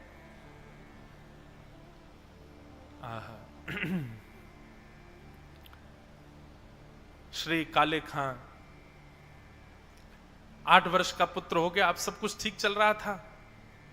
और अचानक क्या हुआ कि खेलते खेलते वन में खेल रहा था उनका पुत्र, और उसको एक काले सर्प ने डस दिया। और जैसे ही डसा, पूरा शरीर नीला पड़ गया, मुख से झाग निकलने लगे उसके मित्रों ने जाकर के मां को खबर दी। उसकी मां दौड़ करके गई, देखा कि मेरा पुत्र मुख से झाग निकल रहे हैं, विष लग गया, नीला पड़ गया शरीर, किसके पास जाऊं? काले खां के पास दौड़ी दौड़ी गई। और उस समय राजभोग आरती चल रही थी श्री मदन मोहन लाल जी की, जिसको कभी नहीं छोड़ते थे श्री काले खां। उसी समय पत्नी पहुंच गई और पत्नी ने पहुंच करके काले खां को जाकर के पकड़ा, बोली जल्दी चलो, हमारे पुत्र को काले सर्प ने डस दिया है और उसको जल्दी लेके जाना पड़ेगा किसी वैद्य के पास, नहीं तो हमारा पुत्र मर जाएगा। काले खां के तो नेत्रों से नीर बह रहे थे, मदन मोहन लाल जी की सुंदर छवि को देख रहा था। बंधुओं देखो, भक्त होना कितना कठिन है। अपने आप को रख करके देखो, भगवान ना करे ऐसी स्थिति कभी बने, पर परिवार की कोई विषम स्थिति अगर हमको आगे बता दे तो हम तब भी भक्ति में लीन रह सकते हैं? नहीं, हम तुरंत त्याग देंगे, हम तुरंत भाग जाएंगे वहां से। पर काले खां तो वहीं ठाकुर जी को देख रहे हैं, मधुर स्वरूप ठाकुर जी का दर्शन कर रहे हैं। पत्नी बहुत देर तक कहती रही, लेकिन काले खां के चित्त पर कोई असर नहीं पड़ा। बोले, अरे पाप लगेगा तुमको, नरक में सड़ोगे। अरे कैसे पिता हो, कैसे व्यक्ति हो, कैसे मुसलमान हो? एक तो अपने खुदा को छोड़ दिया, ऊपर से अपने पुत्र की मृत्यु पर भी तुमको कोई शोक नहीं हो रहा है, उसकी स्थिति पर कोई शोक नहीं, अब भी इसको देखे जा रहे हो।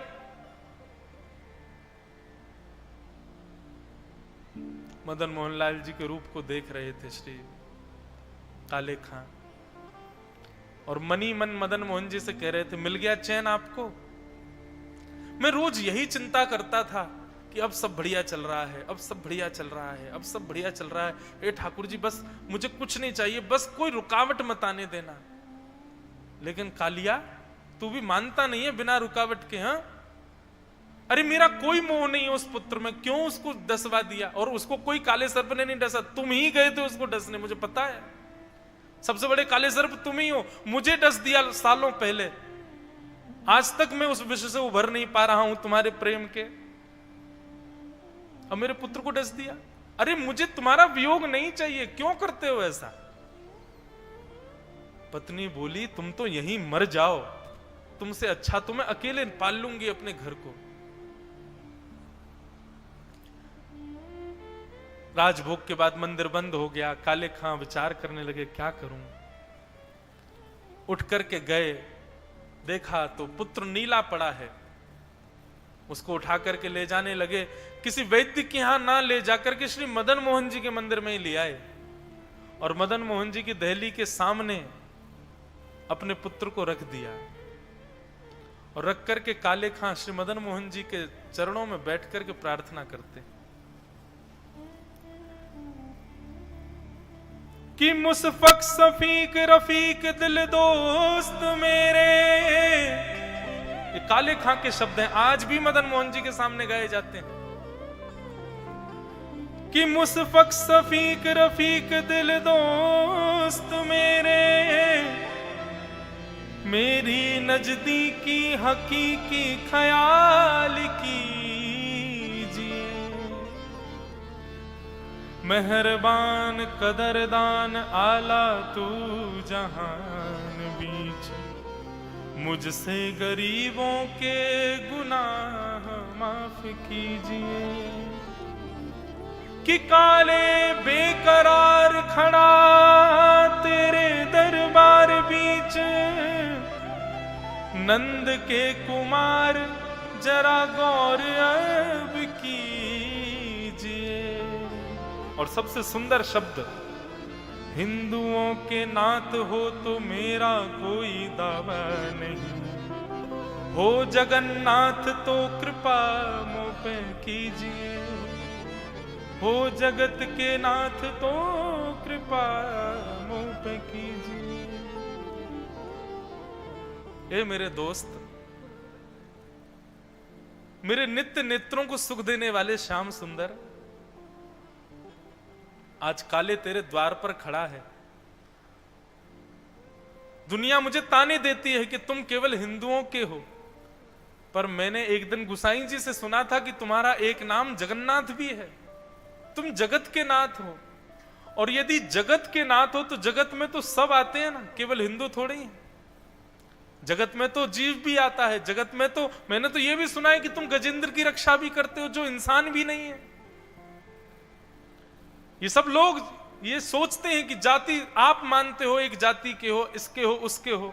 नहीं नाथ, आप तो सबके हो ना। हिंदुओं के नाथ हो तो मेरा कोई दावा नहीं, हो जगत के नाथ तो कृपा मुझ पे कीजिए। और जैसे ही कहा हो जगत के नाथ तो कृपा मुझ पे कीजिए, नेत्र बंद करके अश्रुधार बह रहे हैं काले खां के। ठाकुर जी के सामने खड़ा खड़ा गा रहा है काले, सामने मृतक पुत्र पड़ा है, हजारों लोग चारों ओर देख रहे हैं तमाशा क्या चल रहा है। इतने में ही वो नन्हा सा बालक उठ करके खड़ा हो गया और अपने पिता से कहने लगा, पिताजी पिताजी पिताजी। अपने पुत्र को जीवित अवस्था में देख तुरंत हृदय से लगा लिया। बोले, पिताजी बाद में हृदय से लगाना, पहले ये बताओ वो कहां गया? बोले, कौन कहां गया? बोले, एक छोटा सा बालक मेरे साथ खेल रहा था, उसमें से बड़ी अच्छी सुगंधी आ रही थी, उसके तन की कांति सांवली थी, उसके नयन बहुत सुंदर थे, मेरी तो नजर नहीं हट रही थी पिताजी। वो मेरी गेंद लेकर के पता नहीं कहां चला गया, अब मुझे दिख नहीं रहा है। पिताजी वो कहां है? काले खां ने अपने पुत्र को गोद में लेकर के सामने मदन मोहन जी के स्वरूप की ओर इशारा करके कहा, देखो तो सही सामने। और पुत्र ने जैसे ही मदन मोहन जी को देखा, पुत्र भी रुदन करने लगा। बोले, पिताजी यही तो थे जो मेरे साथ खेल रहे थे, यही तो थे जो मेरे साथ किलोल कर रहे थे, खेलते खेलते बार बार ऐसी मुद्रा में खड़े हो जाते थे, यही तो वो लीला कर रहे थे। और उसी समय काले खां और काले खां का पूरा परिवार श्री मदन मोहन लाल जी का चरण सेवक हो गया। आज भी काले खां की स्तुतियां गाई जाती हैं, काले खां के शब्दावलियों से श्री मदन मोहन जी को रिझाया जाता है। श्री कृष्णदास जी का ये पद मैं किसी कथा में ना गाऊं ऐसा हो नहीं सकता। आपका मन नहीं लगा है ठाकुर जी में, अगर लगा है तो समझो ठाकुर जी ने आपके मन को लगाया है। गिरधर छवि पे अटक्यो मेरो मन, गिरधर छवि पे अटक्यो, गिरधर छवि पे अटक्यो मेरो मन, गिरधर छवि पे अटक्यो मेरो मन, गिरधर छवि पे अटक्यो मेरो मन, गिरधर छवि पे अटक्यो। ललित त्रिभंगी चाल पे चल के, ललित त्रिभंगी चाल पे चल के, ललित त्रिभंगी चाल पे चल के, ललित त्रिभंगी चाल पे चल के, चिबुक चारु घड़ी ठठक्यो,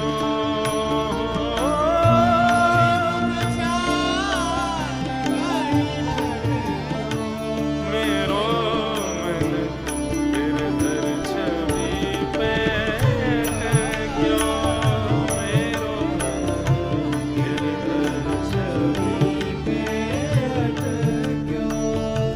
इतनी इस पद के पीछे इतनी सुंदर कथा है।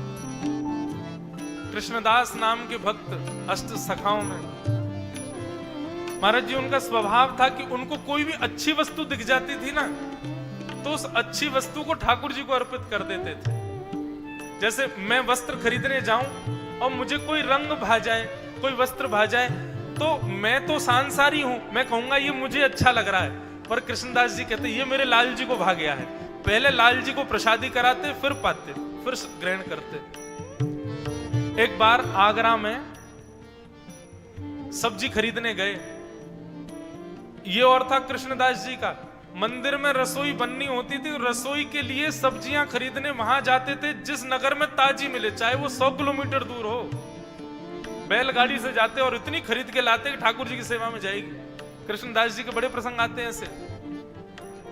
तो वहां सब्जी खरीद रहे थे और खरीदते खरीदते उनको सुंदर स्वर सुनाई देने लगा। कोई स्वर कोकिला बड़ा सुंदर गा रही है, मंत्र मुग्ध कर रही है। कृष्णदास जी के चरण रुक गए, आगे बढ़ नहीं पा रहे हैं, वहीं खड़े हो गए और दिशाओं में देखने लगे ये कहां से स्वर आ रहा है। और उस स्वर के पीछे पीछे पीछे गली मोहल्लों में कूचों में घूमते घूमते पहुंचे, तभी देखा एक महफिल जमी थी। चारों ओर संसारी लोग मसनदों से टिक करके बैठे थे और बीच में एक नगर अप्सरा, एक नगर वैश्या, वो उनको रिझाने के लिए, लुभाने के लिए गा रही थी। उस नगर वैश्या के रूप को देख करके, उसके गायन को देख करके, उसके नृत्य को देख करके कृष्णदास जी बोले ये नगर वैश्या नहीं है, ये भले ही अपने पेशे से नगर वैश्या हो, पर एक वैष्णव की चित्त वृत्ति यदि इसके स्वर में गई है तो इसका मतलब है कि ठाकुर जी इसको स्वीकार कर चुके हैं और ये संसार को रिझा रही है अपने स्वर से। यदि इस स्वर से ठाकुर जी को रिझाए तो कितना बड़ा कल्याण हो जाएगा इसका। कृष्णदास जी वहीं खड़े रहे, देखते रहे क्या चल रहा है यहाँ। तभी कृष्णदास जी ने देखा कि जो व्यक्ति नोट उछाले उसके ऊपर, वो उसी के पास जाती है, और जो ज्यादा रुपया देवे उसके पास ज्यादा जल्दी जाती है। अब उस समय पर तो ज्यादा रुपए होते नहीं थे, सोने की मोहर होती थी, 1 सोने की मोहर, 2 सोने की मोहर, इससे ज्यादा कोई कौन दे सकता है। कृष्णदास जी ने अपनी पोटली में हाथ डाली, 100 सोने की मोहरें, और 100 सोने की मोहरें ऐसे हिला करके, बजा करके उस वैश्या को दिखाई। वैश्या ने तो सबको बाहर कर दिया वहां से, बोले कि अब किसी की आवश्यकता नहीं है, मेरा तो कितने दिन का कोटा पूरा हो जाएगा। कृष्णदास जी से कहने लगी क्या सेवा कर सकती हूं मैं आपकी। बोले मेरी सेवा नहीं करनी, मैं तो दास हूं, मेरे स्वामी, उनकी सेवा के लिए मैं तुमको ले जाना चाहता हूं। बोले आप दास हो? बोले जी। और ये पैसा किसका है? बोले कि ये सब स्वामी ने दिया मुझे, और तुम चलो, तुम चल के उनकी सेवा करो, तुम उनकी सेवा करोगी, वो प्रसन्न हो गए ना तो तुमको इतना देंगे, इतना देंगे, इतना देंगे कि संसार में कोई नहीं दे सकता, इतना देंगे। मेरे स्वामी लक्ष्मीपति हैं। वैश्या को लगा कोई सेठ जी होंगे। वैश्या बोली अच्छा कहां जाना पड़ेगा? बोले गोवर्धन, गोवर्धन में ऊपर उनका सुंदर हवेली है, वहीं रहते हैं। वैश्या बोली इतनी दूर? बोले तो 100 सोने की मोहर भी तो कभी जीवन में मिली इतनी? बोले आज तक मेरे पास 100 सोने की मोहर इकट्ठी नहीं हुई, एक बार में मिल गई है। बोले इससे ज्यादा देगा मेरा स्वामी, चलो। वैश्या तो तुरंत तैयार हो गई, कृष्णदास जी के साथ बैलगाड़ी पर बैठ करके गोवर्धन निकल गई। अभी तक कृष्णदास जी ने भेद नहीं खोला है कि स्वामी कौन है, वो यही सोचती जा रही है कोई नगर सेठ होगा। कृष्णदास जी उसको लेकर के जैसे ही हवेली में प्रस्तुत हुए, श्रीनाथ जी राजभोग आरोग रहे थे, प्रसाद लग रहा था ठाकुर जी का, और वो सामने आंगन में खड़ी हो गई, कभी अपने घुंघरू संभाले, कभी अपने वस्त्र आभूषण ठीक करे। कृष्णदास जी से पूछे मैं ठीक लग रही हूँ ना? बोले बढ़िया लग रही हो, बस उनको रिझा देना, उनको बढ़िया लगनी चाहिए।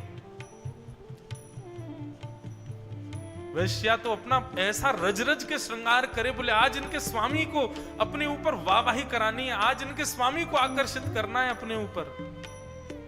बंधुओं, कृष्ण रीझ हैं, इसलिए किया गया श्रृंगार भी तो भक्ति है, इसलिए किया गया कोई भी स्वरूप भी तो भजन है।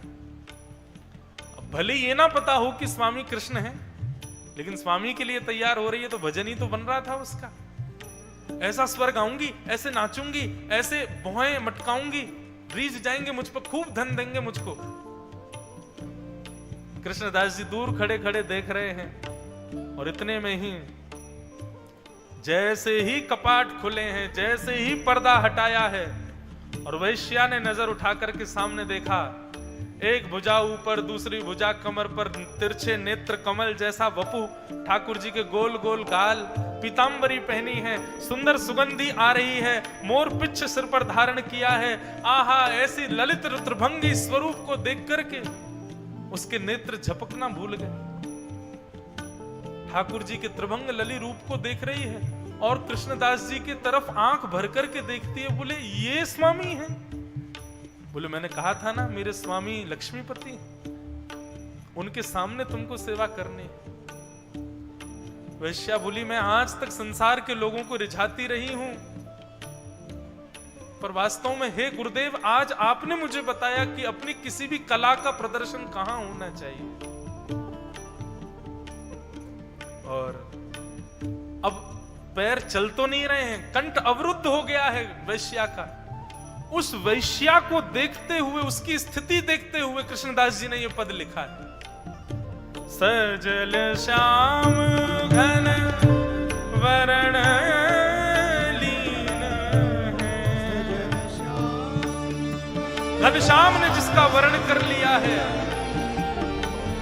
सजल श्याम घन वरण लीन है, सजल श्याम घन वरण फिर चित अनंत न भटक्यो,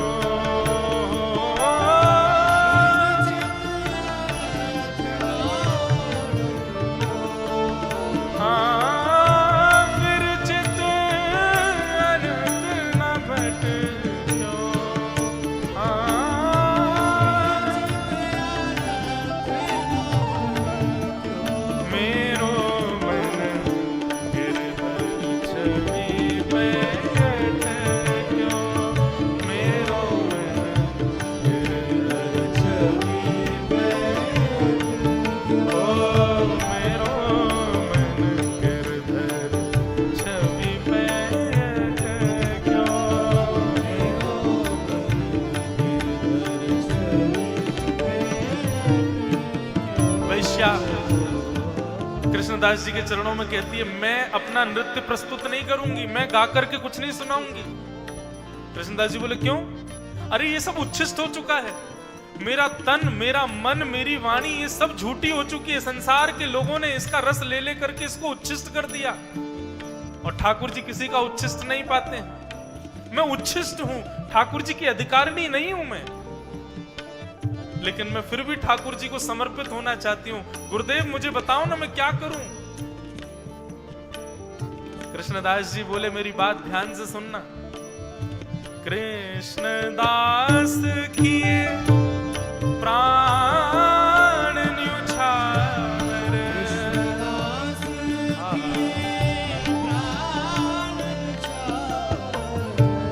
तन अपवित्र हो सकता है वैश्या, हमारा तन उच्छिष्ट हो सकता है, अपवित्र हो सकता है, पर हमारी आत्मा तो अपवित्र नहीं है ना। अगर मिलना चाहती हो, ठाकुर जी को अर्पित होना चाहती हो, तो कोई शरीर से पूरा जीवन अर्पित कर देता है, तुम अपने प्राणों को ही अर्पित कर दो उनको। कृष्णदास की प्राण न्युछावर,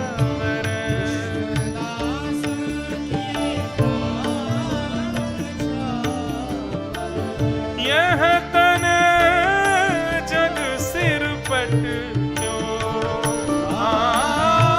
यह तन जग सिर पट,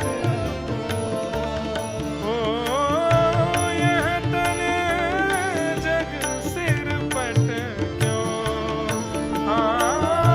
यह तन जग सिर। उस वैश्या ने कृष्णदास जी की ये पंक्ति सुनी और एक टक ठाकुर जी को देखती रही।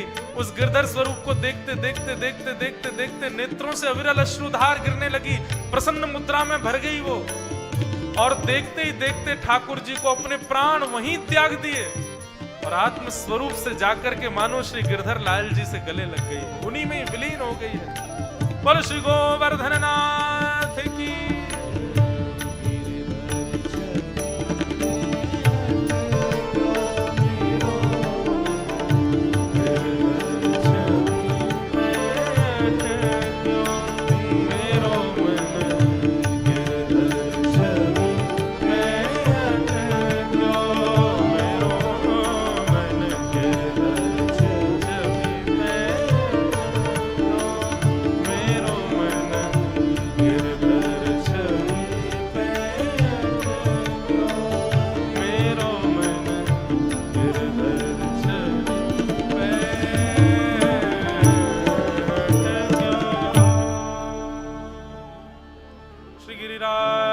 धरण की, प्यारे गिरधर लाल की।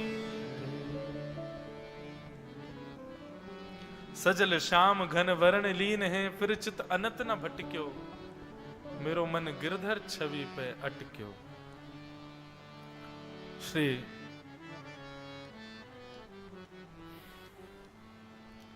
कृष्णदास जी का ये भाव बहुत सुंदर है। कृष्ण, मैं ये बात कह रहा था कि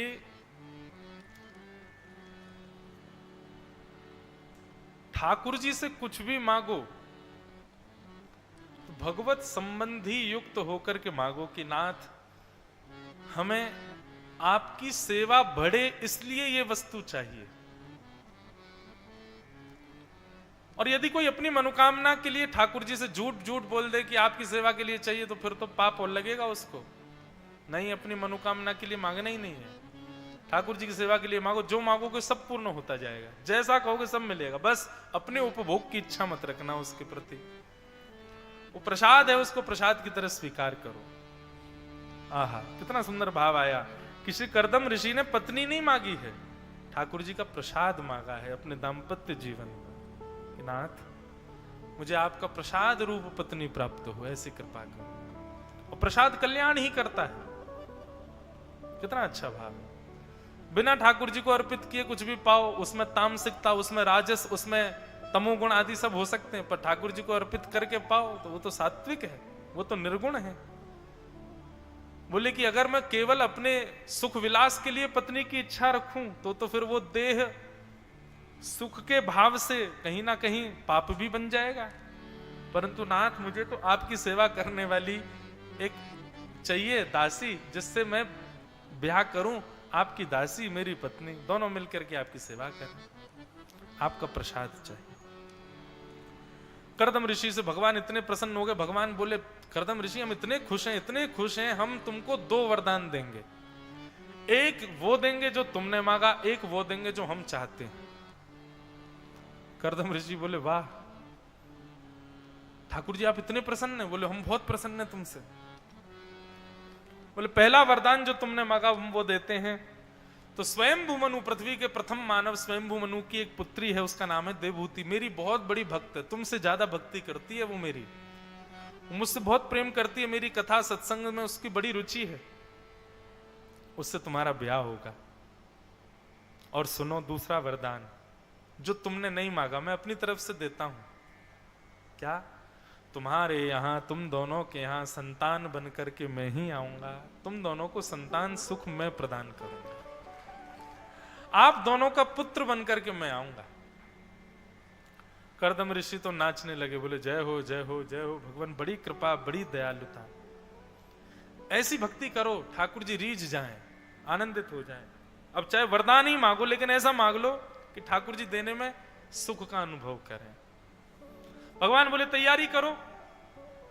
बोले अच्छा भगवान मेरा ब्याह कब होगा? 4 महीना, 1 साल? भगवान बोले परसों। परसों कर्दम ऋषि आएंगे अपनी पुत्री लेके और परसों ही तुम्हारा ब्याह होगा। बोले इतनी जल्दी? बोले अब देरी नहीं करनी है, हमको आना है ना जल्दी। वह भी व्याकुल है, अपने लिए श्रेष्ठ वर ढूंढ रही है, ढूंढते ढूंढते तुम्हारी कुटिया पे आएंगे, पर तुम ऐसा प्रिटेंड करना तुमको मैंने कुछ बताया नहीं है ना? बोले हाँ ठीक है भगवान। और महाराज परसों का दिन आया। ये वास्तविकता में अपने मन से नहीं बोल रहा, कर्दम ऋषि ऐसे बैठे थे जैसे उनको कुछ पता ही नहीं है। और स्वयंभू मनु अपने रथ में अपनी पुत्री को लेकर के आए। कर्दम ऋषि के आश्रम पर आकर के कर्दम ऋषि को प्रणाम किया और कहा भगवान मैं मनु हूं।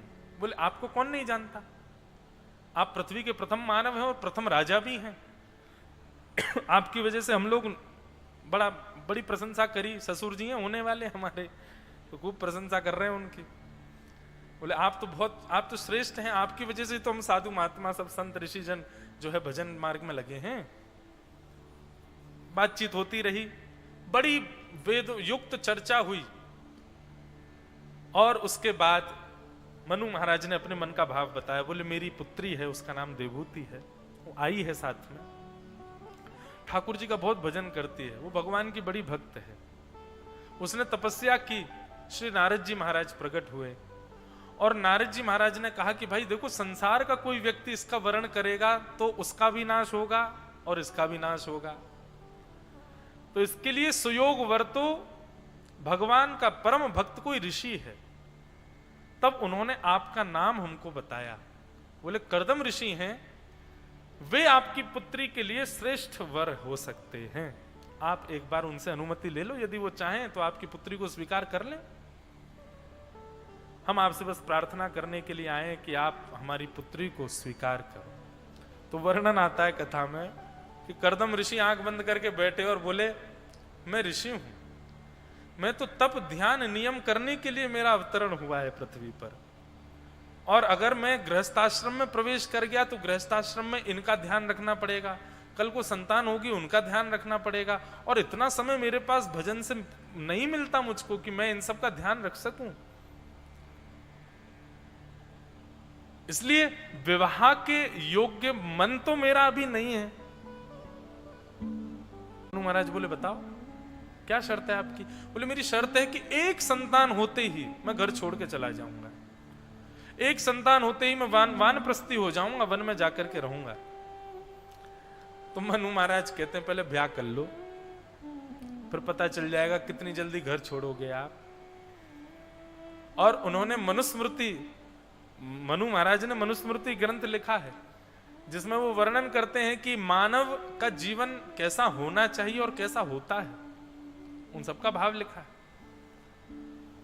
वहां पर वे इस बात का वर्णन भी करते हैं कि पहले विचार कर लेता है व्यक्ति कि विवाह के बाद मैं ऐसे ऐसे ऐसे जीऊंगा, पर विवाह के पश्चात जीवन पूर्ण रूपेण परिवर्तित होता है। वो विचार भी नहीं कर पाता है कि कैसा जीवन वो चाह रहा था और कैसा हो गया।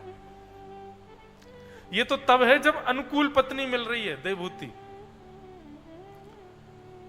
स्वयंभू मनु बोले कि अब हाँ करने में क्या बुराई है, हाँ कर देते हैं, ठीक है हमको स्वीकार है, जैसा आप चाहो वैसा जीवन, आप एक संतान होती चले जाना, कोई बात नहीं, हमें मंजूर है। कर्दम ऋषि बोले, ठीक है, तो फिर ब्याह कर लेंगे। और श्री कर्दम ऋषि का देवहूति जी के साथ में विवाह सुसंपन्न हुआ।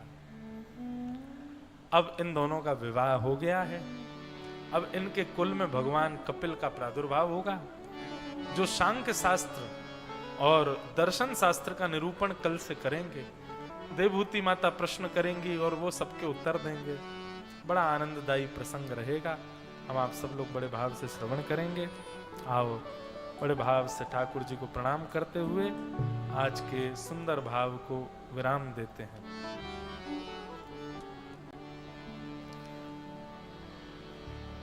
हे भजो मुकुंद माधव मुरारी, भजो मुकुंद भजो मुकुंद माधव मुरारी, भजो मुकुंद भजो मुकुंद माधव मुरारी,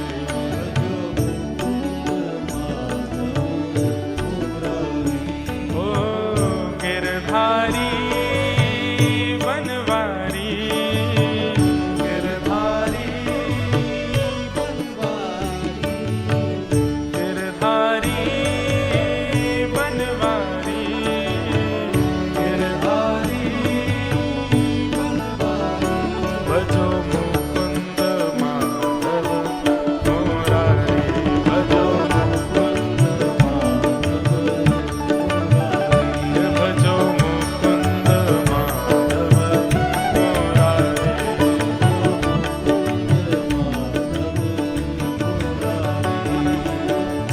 गिरधारी प्यारो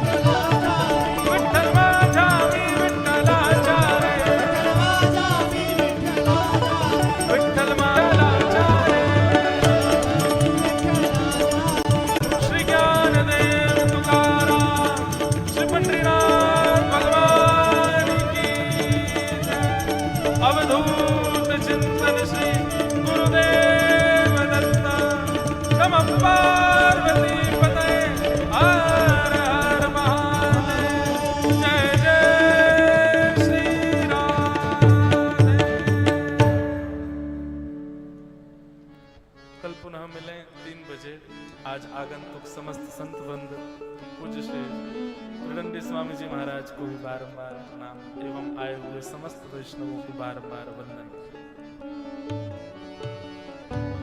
आरती अति पावन पुराण है, आरती अति पावन धर्म भक्ति विज्ञान खान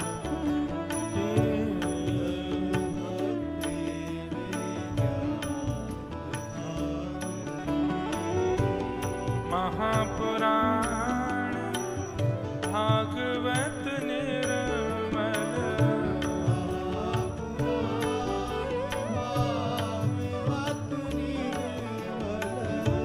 सुखमुख विगलित निगम कल्प फल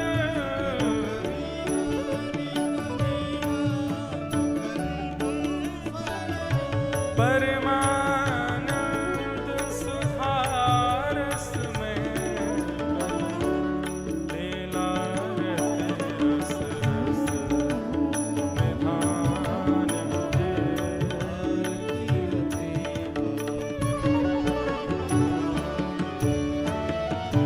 विषय विलास विमोह विनाशनी विषय विलास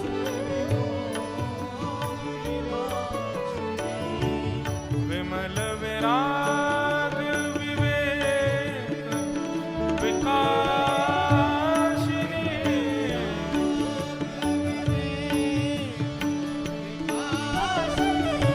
भगवत तत्व रहस्य प्रकाश परम ज्योति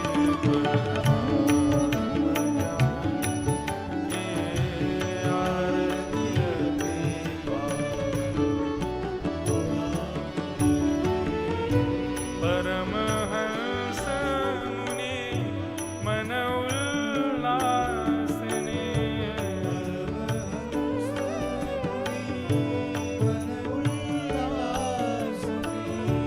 रस कह दया रस रास विलासिनी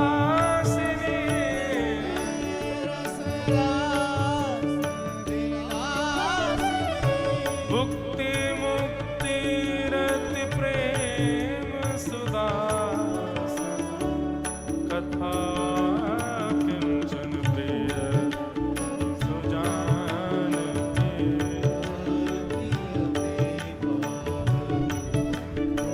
ओ